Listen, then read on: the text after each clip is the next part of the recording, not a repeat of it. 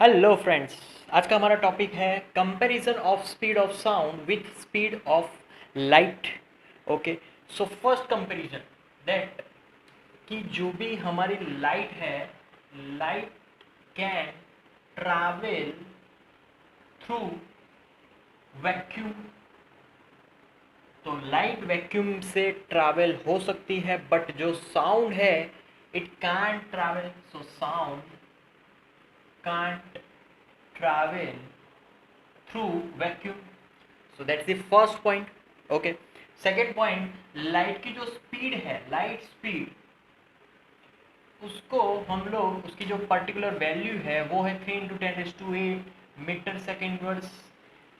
This light speed in medium air और vacuum दोनों में ही लगभग सेम स्पीड है, बट अगर हम लोग साउंड स्पीड की बात करें तो sound speed is 330 metre second inverse in air, right.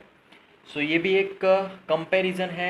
Light speed is very high as compare to sound speed. Okay, fourth, तो जो भी लाइट है, light with denser medium, it refract more, मतलब क्या स्पीड इज डिक्रीजिंग। बट यहां पर अगर sound की बात करें तो sound in denser medium speed increases, speed बहुत ही इंक्रीज होगी क्योंकि साउंड को डेंसर मीडियम ही चाहिए।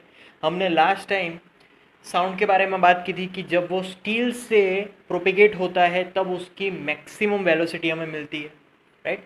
तो एकदम ही है, अगर इसको कंपैरिजन नाम ना देकर हम लोग डिफरेंस नाम देंगे तो ज़्यादा बेहतर होगा, बट टॉपिक है हमारा।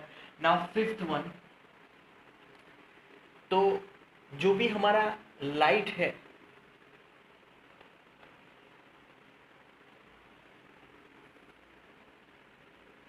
Light can travel more distance than sound, right.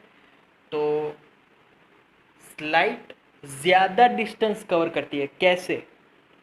तो इस फॉर एग्जांपल, एक एग्जांपल हम लोग लेंगे सन का। तो सन रेज हमें यहाँ तक पहुँच पाती है, इवन एटमॉस्फेयर भी बीच में आता है, वैक्यूम भी आता है। वैक्यूम से तो कोई प्रॉब्लम नहीं है, बट फिर भी बहुत ही लार्ज डिस्टेंस है तो यहाँ तक पहुँच पाता है। बट कभी कभी साउंड इतना डिस्टेंस कवर नहीं कर पाता, राइट। ओके, अब यहाँ पर इसके कुछ एग्जांपल्स ले लेते हैं कि कंपैरिजन कैसी होती है, कैसे। तो एग्जांपल्स में पहला एग्जांपल है एथलेटिक फायर। तो एथलेटिक फायर में जो भी ऑडियंस है वो बहुत दूर बैठी होती है। जब कभी भी उसकी फायर होती है तो पहले उसकी फ्लैश ऑफ फायर दिख जाती है, बट साउंड बहुत ही लेट आता है। तो साउंड की जो स्पीड है वो बहुत ही कम है, लाइट की स्पीड ज़्यादा है, तो पहले दिखता है फिर हमें वो सुनाई देता है, राइट। फिर second example is thunder, thunder storms लिख सकते हैं, थंडर स्टॉर्म।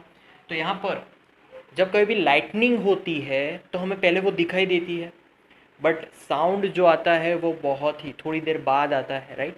तो यहाँ पर भी same. And third, during the cricket match,